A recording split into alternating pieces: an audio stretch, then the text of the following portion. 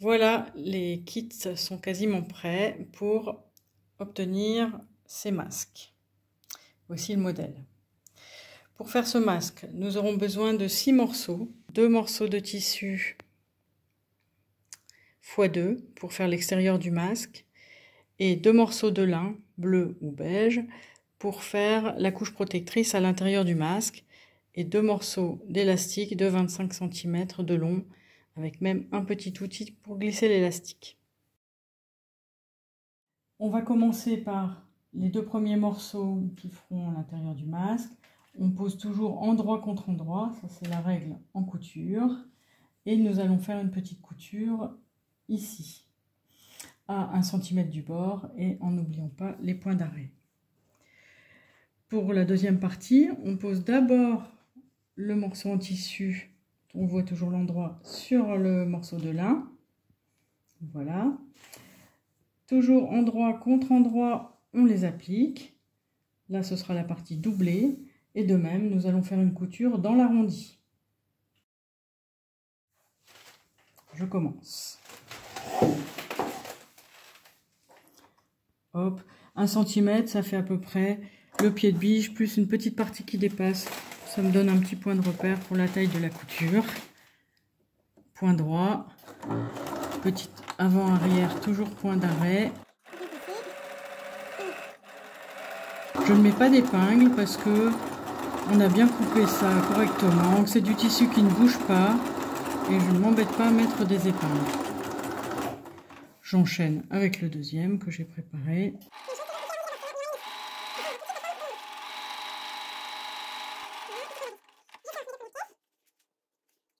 Plutôt que de faire des petits crans pour l'arrondi, je préfère recouper ma couture à quelques millimètres.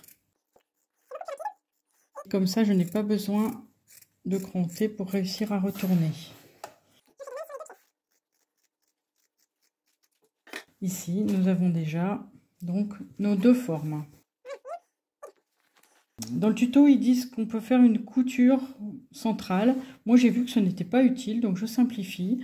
On prend bien nos 2 parties de masque et on va les mettre toujours endroit contre endroit.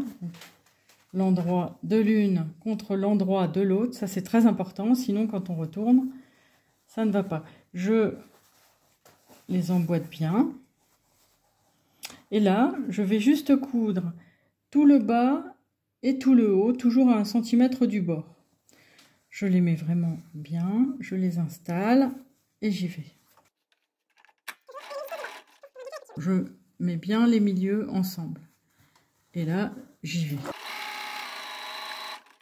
En général, arrivé au milieu, je pointe bien mon aiguille dedans. Je fais un petit avant-arrière pour bien fixer. Mon aiguille étant bien fixée dedans, je peux tourner.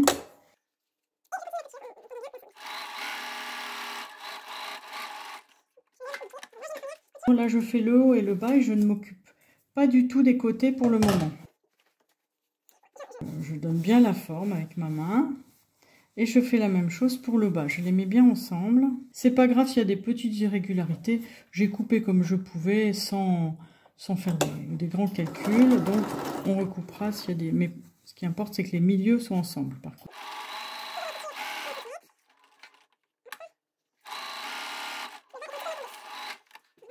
Je recoupe aussi ces coutures-là à quelques millimètres, comme ça. Il faut qu'il y en ait assez pour que ça ne se décousse pas.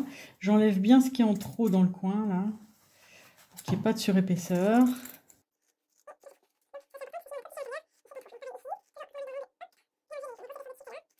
On s'inquiète pas si c'est pas parfait là sur les bords, on recoupera après. Donc je retourne.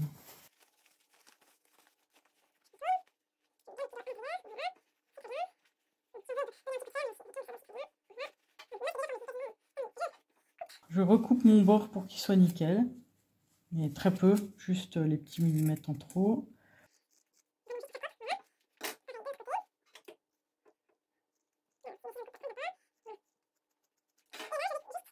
Je vais juste faire une surpiqûre pour avoir un bord tout propre. Je fais un zigzag assez large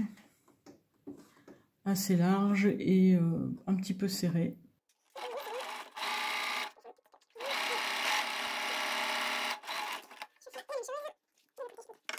Ça fait un petit zigzag. Je fais la même chose de l'autre côté.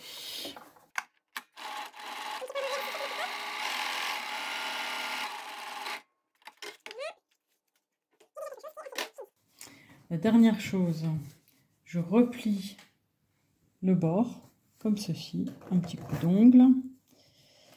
Et bon, dans un sens ou dans un autre, on va le faire comme ça. J'ai fait juste un petit pli suffisamment large pour qu'on puisse passer mon petit bout d'élastique. Si on ne sait pas, on prend l'élastique pour voir. Assez large quand même. Je remets mon point droit, bien sûr. Je passe un peu sur mon zigzag. Et là, c'est tout propre et bien fini. Toujours point d'arrêt.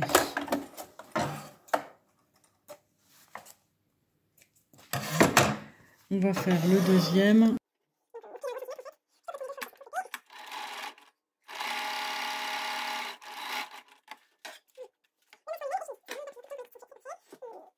Il faudra encore le repasser.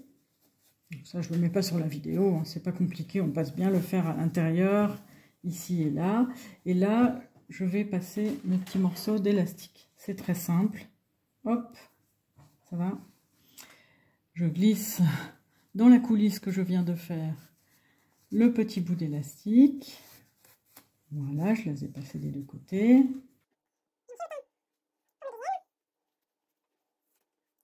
Et pour le fermer, on va tout simplement le faire croiser sur 2 cm. Je l'ai fait assez court, mais il est très souple, donc c'est mieux comme ça. Je le glisse sous ma machine en prenant bien les 2 épaisseurs. Une petite technique. Quand c'est bien, je mets en zigzag.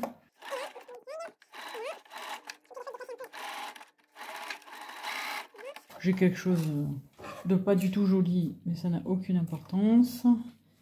C'est pas toujours facile de coudre l'élastique. Et ensuite, je vais le glisser à l'intérieur parce que c'est pas joli.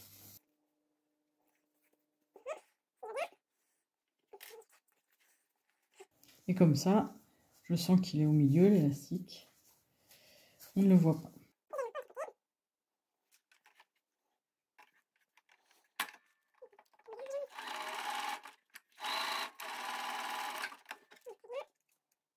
Là, on fait comme on peut pour que l'élastique soit surtout bien fermé.